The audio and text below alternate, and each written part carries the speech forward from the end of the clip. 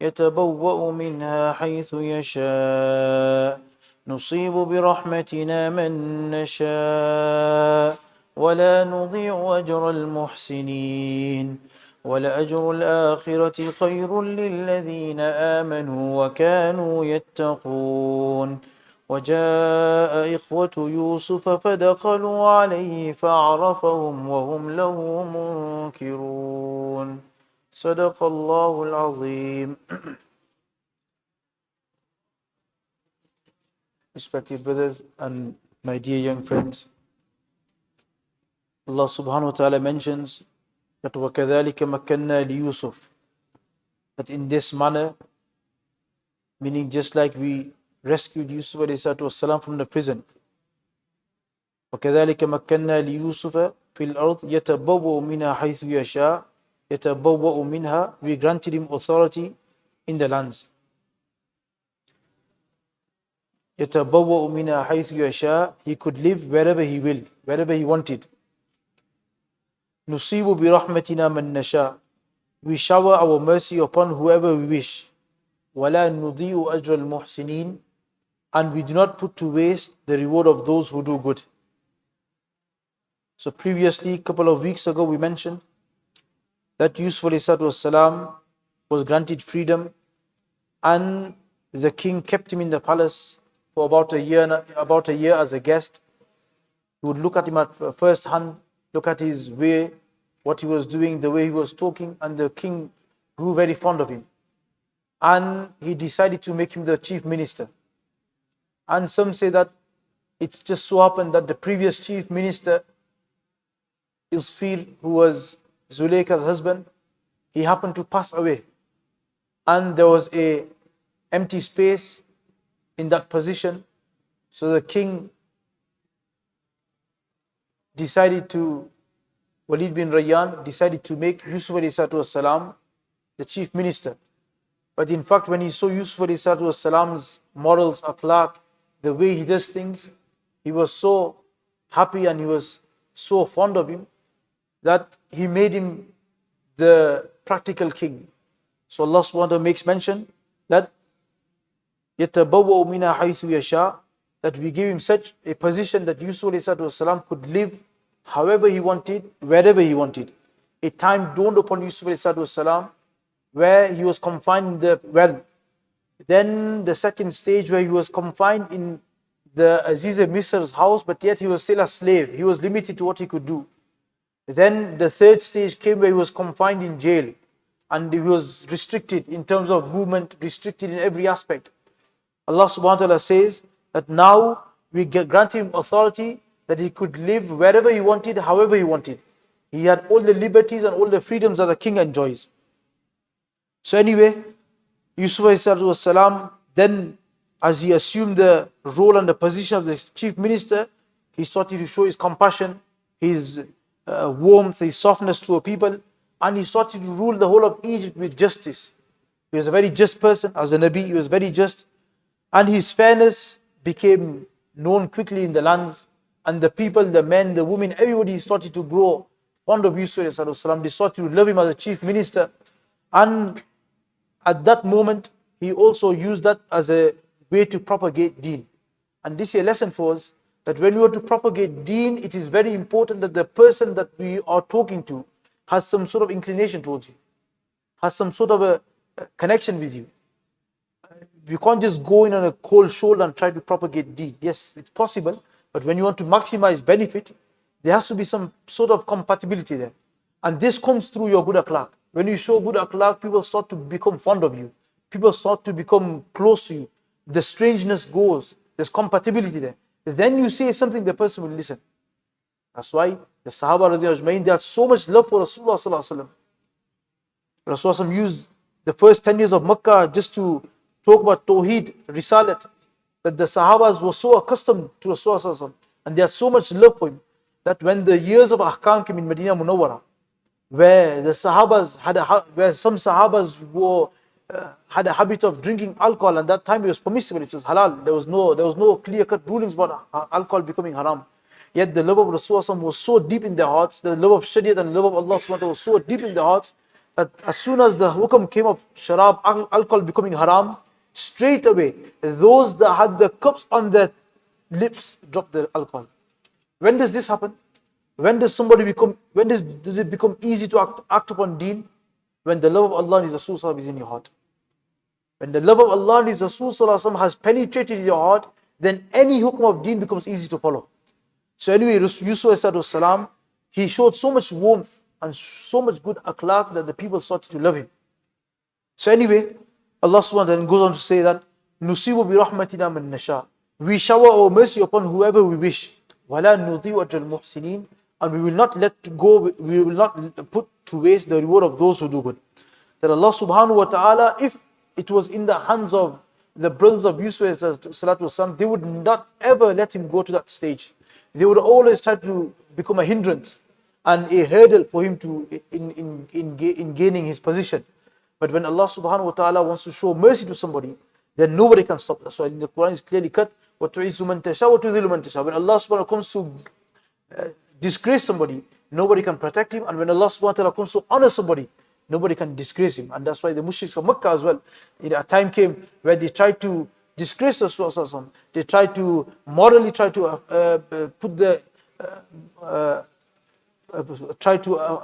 inflict harm on Rasul, physically, mentally try to harm him. And a time came that Rasulullah had to leave Makkah Mukarramah. And when he left and he did hijrah to Medina Munawwara, the mushriks thought that the deen of Islam and the work of Rasulullah will start to fade away. But when Allah subhanahu wa ta'ala decides to give somebody izzat, Rasulullah only came back to become more stronger. He only came back to do fatah of Makkah. So when Allah subhanahu wa ta'ala decides to honor somebody, then nobody can disgrace him. And we see there are so many people in the world that have hasad. If the hasirin could only make it their way, then nobody would be able to make nobody would be elevated. Because this is in Allah subhanahu wa ta'ala's hands. That whoever He wants to show mercy and whoever He wants to elevate, nobody else can disgrace them. So anyway, Allah subhanahu wa ta'ala then goes to say, وَلَا نُذِيُّ أَجْرَ الْمُحْسِنِينَ, that we will not let the reward of the good doers, we will not let the reward of those who do good go to waste. And this should remain in our hearts and our minds. That Allah subhanahu wa ta'ala's zat is such that min ibadi shakura, that Allah subhanahu wa ta'ala appreciates. Allah's zat is such that whatever we do, whether it's small, minor, or it's a great good that we do, Allah subhanahu wa ta'ala will preserve it, keep it, and He will definitely reward us for it. And this is something that we see in this world is totally different.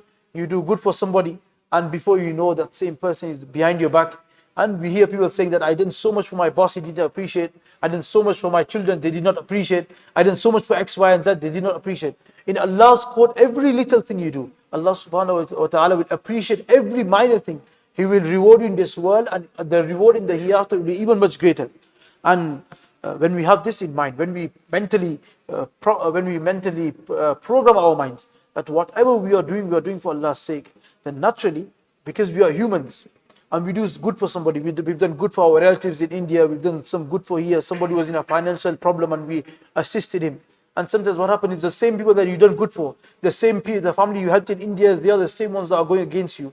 They are the ones that are backstabbing you. The same person that you financially helped, he is now starting to have a bite at you. The same people you supported, they are the same people that are coming in your opposition. And sometimes because we are humans, mentally and physically, we start to become a bit touched with this, and we start to become broken.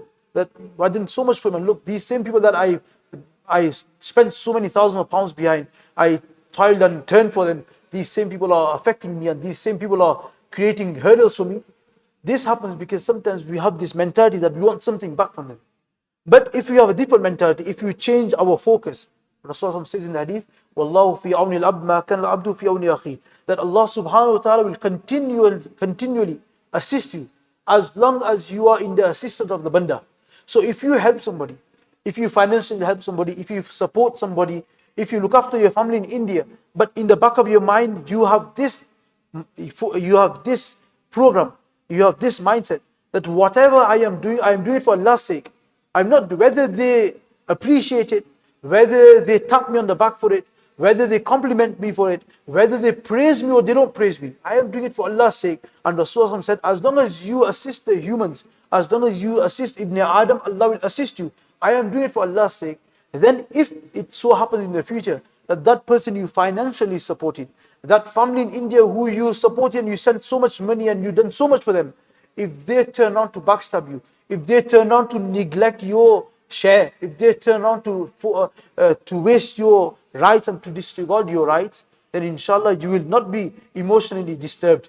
You will accept, yes, they've done something wrong with me, but mentally you will think, no, in the first place I did it for Allah's sake, and Allah subhanahu wa ta'ala is such that He will not let any good go to waste. Nothing will be unrewarded, everything will be rewarded. When we have this, then inshallah, if somebody, even our neighbor does something, we helped our neighbor, and when it was our turn, he shut the door on your face, you think, Chala, Qaddar Allah, mashallah, I'm happy. I did it not for a reward. I did not help him so he could help me.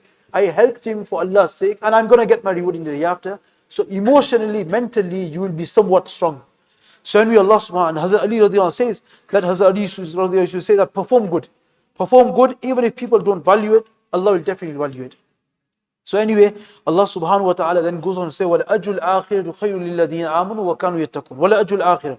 And the reward of the hereafter, khair is surely better for those who keep fearing Allah. وَلَأَجُّ الْآخِرَةُ خَيْرٌ لِلَّذِينَ آمَنُوا. For those who believe and keep fearing Allah subhanahu wa ta'ala. So on this, Allah subhanahu wa ta'ala is reminding us, and there could be a question in somebody's mind, that Yusuf has so many luxuries in this world. Yusuf became, at the beginning, it was hard life, but then he became a king. And he was living the life of a practical king. So you can imagine the luxuries that were at his disposal. So somebody could think that if Yusuf had such a luxury life, then what will be for him in the hereafter? Allah subhanahu wa ta'ala answers that question. And he puts the criteria and puts a yardstick. That وَلَا أَجُّ الْآخِرَةِ خَيْرٍ. That the hereafter is so much more better for those who believe, number one. And number two, وَكَانُوا يَتَّقُونَ. Who fear Allah. Who done all those things that pleased Allah subhanahu wa ta'ala, who stayed away from all those things that displeased Allah subhanahu wa ta'ala, then for you the hereafter is even much better. If you had a good life in the hereafter, and you had taqwa and iman, then your hereafter will be even more better. So if Yusuf had luxury life in this dunya, but he was born muttaqi, he had so much taqwa in his life, then we can only think that his hereafter will be even more better. That's why when sometimes if you are living a life in this world and it is a difficult life, but you have this in mind, that Alhamdulillah, I have Iman, Allah SWT has blessed me with this Iman, and you are trying your best. You are exerting all your efforts in obedience of Allah subhanahu wa ta'ala. You are staying away from all sins. You are staying away from all the don'ts. Then inshallah you can have some hopes that inshallah in the hereafter, although my life is a bit tight here, I am a bit limited in this world, inshallah for the hereafter will be much, much more great and much more better for me. And this is, once there's a person called Muhammad ibn Wasi, a great saint, and he was invited by a person called Bilal ibn Abi Buraida. Bilal ibn Abi Buraida was a wealthy person, affluent person. So he invited this saint to his house, and these buzrugs, their eyesight is always in the hereafter. Their eyesight is always towards trying to call somebody towards the hereafter. So as soon as he went into Bilal ibn Buraida's house, so he was a rich person, he wanted to impress his richness, his luxuries. So he said to Hazrat Muhammad ibn Wasi that, Kaifa tara baytana? How do you find my house? Beautiful house, what do you think of it? What's your opinion? So Muhammad ibn Wasi was a buzrug, and they knew how to answer these questions. So they would not slap him straight in the face, oh, stop being boastful and stop being X, Y, and Z. They would say in a very nice way, filled with wisdom. So Muhammad ibn Wasi turned around and said, Inna baytaka la tayyib. Your house is beautiful. Well, Jannatu atyabu bit. But remember, Jannat is even more beautiful. Meaning, don't put all your eggs in one basket. Don't just reserve for this dunya. Make some reservations for the hereafter as well. So he said to him, yes, your house, I accept, your house is very beautiful, but the house of Jannat that Allah has prepared is even more beautiful. Allah Rasul says in the hadith that Mala Ainun Ra'at. Allah subhanahu wa ta'ala has prepared Jannat in such a way, Mala Ainun Ra'at, no eyes has ever seen. Wala udhunun samiyat, the bounties are such that no ears have ever heard of. Wala khatar ala qalbi bashar, and such houses, such bounties, such blessings of Jannat that they have never even passed in your heart. Never even passed through you've never even thought, you can never even imagine what Allah has prepared. So the Quran ayats, the hadith that we hear about Jannat, that yes, a couple of days ago, وَانْهَارُ مِنْ عَسَلٍ مُصَفَّى, that there'll be rivers of honey, rivers of milk, rivers of water, rivers of sharab, alcohol, such alcohol. We heard yesterday in the Surah Waqiyah, that when you drink it, there'll be so much lazzat, but you will not become drunk, you will not get headaches. And in tafsir is mentioned that the rivers will be such that you want to go on a hill to do a picnic. In the world, the rivers flow down. The rivers flow down, don't they? There could be gravity. In Jannat, the rivers will be such, you want to go on a picnic with your family somewhere in Jannat on the high mountain, you can take your river with you. Your river will flow upwards, not downwards, it will flow with you. And the rivers of dunya, they need a ditch to flow in. The canals are made, they need a ditch to flow in. The rivers of Jannah will flow flat on the ground. So Allah subhanahu wa ta'ala has made such blessings, such bounties that we cannot even comprehend. It's beyond comprehension. So why should we execute such things in this dunya that we lose them out? So a mu'min is always focused. He's always thinking that how can I please Allah? How can I keep Allah subhanahu wa ta'ala happy? So anyway, Allah subhanahu wa ta'ala then fast forwards the whole story. We know that Yusuf gave the interpretation. So now 7 years starts the settling. The first 7 years settle in where there is prosperity, and Yusuf instructs the people to harvest and to plant and to work really hard. And he gets, it's mentioned in tafsirs, that he got massive storage warehouses built so that all the grain can be stored in there. And 7 years went really well in preparation for the 7 hard years. And then famine settled in. The famine and the drought settled in, and they said it settled in such a way that never did they see in history such a famine. The famine of Egypt in Yusuf's time was so severe that they had never ever seen such a famine before in their life. And it spread beyond the boundaries of Egypt and went overflowed into other countries, neighboring countries. And during this time of famine, Yusuf was a very just king and also a Nabi. So in the palace, he did a presidential decree, because remember, the king at the time, the customary king, Walid bin Rayyan, had passed everything on to Yusuf. And Yusuf was Muqtari Kul. He could choose whatever he wanted. Everything was under his disposal. So he made a presidential decree that in the courtyard, in the royal palace, there will only be one meal served daily. Why?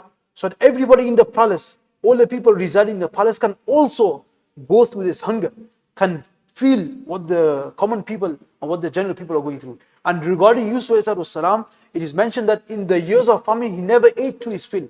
He did not fill his stomach. And the people in the palace used to tell him, "Ataju'u wa fi yadika khazainul ard." You are staying hungry, and the grains and the treasures of Egypt are in your hands. He said, how can I eat to my full? If I eat to my full, I will forget the hunger that the people of Egypt are going through. So anyway, eventually the drought and the famine spread so far that he went to Syria, the greatest city in them days. Palestine, everything was part of it. And this is where Canaan was. Canaan was a part in Palestine. Right now it's still there as well. There's a place called Khalil, I think. In Palestine, there's a place called Khalil. In that place, Galiban, there's a mazar of Hazrat Yaqub alayhi salam, Hazrat Ishaq alayhi salam, Hazrat Yusuf alayhi salam. Their mazar is there as well. So Yaqub alayhi salam was residing there, and that place was called Canaan at the time. And Canaan, the drought reached there as well. So Yaqub alayhi salam got to know. So on one side the drought came, and on one side he got to know that in Egypt there's a person sat on the throne who is a very pious person, just person, got a lot of compassion inside him, a lot of mercy, and he is selling the grains at a very cheap rate. So he gathered his sons and he called them and he said, "Look, family is coming our way, and I've heard that there's a person there sat on the throne, and he is giving grains, and to each person, each head, one person per person, he is giving a camel load. Every person that goes there gets a camel load of grains to bring back."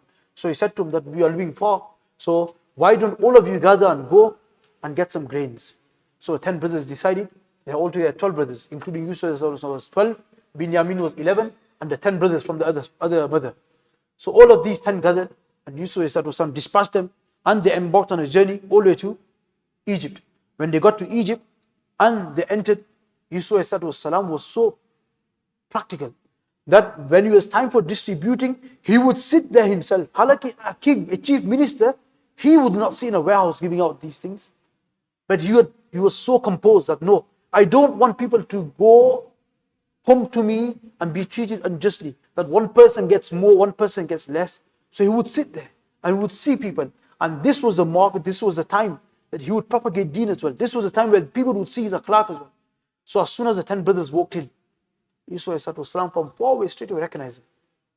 He recognized, these are my 10 brothers. That's why later on this ayat comes that وَجَائِقَةُ Yusuf, that the brothers of Yusuf came. وَجَائِقَةُ Yusuf فَدَخَلُوا عَلَيْهِ, they entered by him, they presented themselves by him, they came into his presence. فَعَرَفَهُمْ, Yusuf recognized them straight away. وَهُمْ لَهُ مُنْكِرُونَ, whilst they did not recognize him. Abdullah ibn Abbas radiallahu mentions that as soon as Yusuf saw him, at first sight he recognized that these are my brothers. But they did not recognize him. And Mufassirin say, why did they not recognize him? Number one was that when they threw Yusuf in the well, at that time Yusuf was 7 years old. And right now when he sat on the throne, 40 years had passed. 40 years had passed on Yusuf. When they threw him in the well, they were teenagers. They had passed maturity. And they were in their 20s, 21, 23, 25. Yusuf was 7. He had yet to become mature. And remember, the biggest change in life, in terms of appearance, in terms of your mental thinking, in terms of your strength, all comes when you hit maturity, 15, 16, 17. So they did not see Yusuf ﷺ. They only saw him when he was a child. So Yusuf ﷺ had a great change in appearance. For them, the 10 brothers, the appearance could be that their beards became a bit grey, their skins became a bit wrinkled, or they might have put a bit of weight on or lost a bit of weight. But the rest of the physical appearance was the same. As for Yusuf ﷺ, from 7, maturity is a complete changeover. There was no facial hair possibly, now it's facial hair. He might have been petite, thin, small. Now as he grows older, stronger, heavier. So they did not recognize him. And this is a lesson for us as well. That our children, when they are 11, 12, 13, and we see parents that bring their children to a masjid, mashallah, it's very good. Bring your children to a masjid and teach them that the masjid is a powerhouse. Spirituality is spread, it comes from these places. Ahabul biladi Allah masajidu, Rasulullah says that the most beloved places in the eyes of Allah are the masjids. So bring your children here. When they're 10, 11, 12, and carry on bring them. And let them know that this is where spirituality is distributed. This is where taqwa comes from. This is where you get the light of the nur of Deen and Islam from. So anyway, but the sad thing is when they hit the age of 14, 15, we tend to become a bit loose. And this is the time that where we have to give them more support. This is a time that we have to give them the extra ear to listen to them. This is a time where we have to give them extra time. This is a time where we have to talk to them. Because at this time they are going through so many different things. Mentally, there are so many different, emotionally, they are going through things. Mentally, they are going through things. There's a physical change. And at that time, if the parents don't keep an eye on them, yes, you don't have to become very over-controllable. But if you keep an eye on them and help them and speak to them and go through what they're going through, inshallah, you'll be able to help them in such a way that whatever efforts you put before they become mature, inshallah, them efforts will give fruits now. And sometimes what happens is, when they become 13, 14 and they find new friends and they want to go out to play and we let them go and they come late, etc. We don't even know what they're doing. And such changes happen that gradually we don't even know. But that same child that was coming to masjid at the age of 12, now doesn't come for Jummah. The same child who was coming to maktab, now he's spending time in parks. Because at that time, this is a crucial time, 14, 15, 16. And some Mufassirin say that Yusuf was sat with the royal cloak on. So they did not realize. And in their back of the mind, they never even assume that that boy who was 7 years old that we threw in the well, how can he assume position of the chief minister? It wasn't even in the back of the mind. They thought that that boy that we threw in the well, that brother of ours that we sold as a slave, where is he going to be? Probably somewhere in the world. They would never have thought in the back of their minds that, wait a minute, this could be our brother. So that's why they never recognized him. But Yusuf ﷺ straight away recognized them. As soon as he recognized them, when they came, Yusuf ﷺ's habit was that sometimes when people would come, he would ask them questions, he would interrogate them. So he thought, let me interrogate them. So he called them, and when they came, they were speaking the Hebrew language. This was a language different to the home language of Egypt. So Yusuf ﷺ called them and he said, you are speaking a different language. So that means you're not citizens and residents of Egypt. Where have you come from? So they said, we have come from Canaan. So why have you come here for? He said, we have come here because we have heard that you are a very compassionate king and person, and you are looking after the people and the poor, and you are giving grains at a very cheap rate, etc. And this famine has hit our town, and our father has sent us to get some food stuff, grains, etc. That's why we have come into your court. So Yusuf says that, how do I know you're saying the truth? Why if you're a spy from a different country? Why if you come to infiltrate? Yusuf knew, but he wanted to take out the reality. She said, no, astaghfirullah. Allah forbid. May Allah protect us. We've never come for this. We have never had these ideas or intentions in our mind. We've never come for this. How can I believe you? So they said, we are the children of a Nabi called Yaqub, who lives in Canaan. We are his son. We are his children. We will never do such things like this. So Yusuf ﷺ got the confirmation that yes, they are my brothers. They said that we are the sons of a Nabi. And Yusuf ﷺ asked, Acha, so do you have any other brothers? So he says, yes. There was 12 of us. One brother came with us into a forest, and one day when we were in the forest, he got lost. So he was the most beloved to our father, and our father became very sad.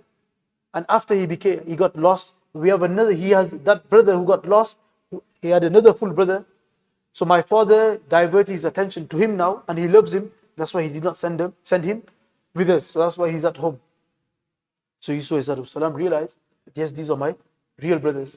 So then he told the people around him, his servants, his slaves, that treat them like the royal guests and give them a good lodging and take care of them.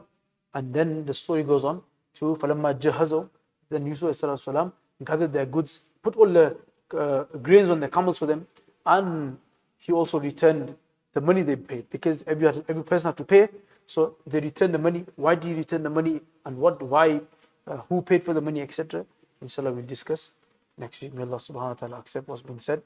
May Allah subhanahu wa ta'ala gives us tawfiq to understand the lessons that have been mentioned. And may Allah subhanahu wa ta'ala grant us the tawfiq to value the few days that are left. And make us amongst the وَلَأَجُلْ الْآخِرِ خَيْرُ الَّذِينَ آمَنُوا وَكَانُوا يَتَّقُونَ. That make us those who have Allah's bestowed us iman. Our duty is to exercise taqwa. And like I said before, previously as well, that Ramadan is the best month to gain spiritual strength, stamina. And whatever we do now, inshallah, it'll have a direct effect in the later months next year. So the remaining nights, make dua to Allah. Allah subhanahu wa ta'ala makes us amongst the muttaqeen. Make dua Allah subhanahu wa ta'ala accepts us for the khidmat of deen and keeps us steadfast, protects us from ma'asi, from sins, from evil, from those things that displease Allah subhanahu wa ta'ala. Subhanallah wa bihamdihi, subhanallahi wa bihamdihi, ashhadu an la ilaha illa anta, astaghfiruka wa atubu.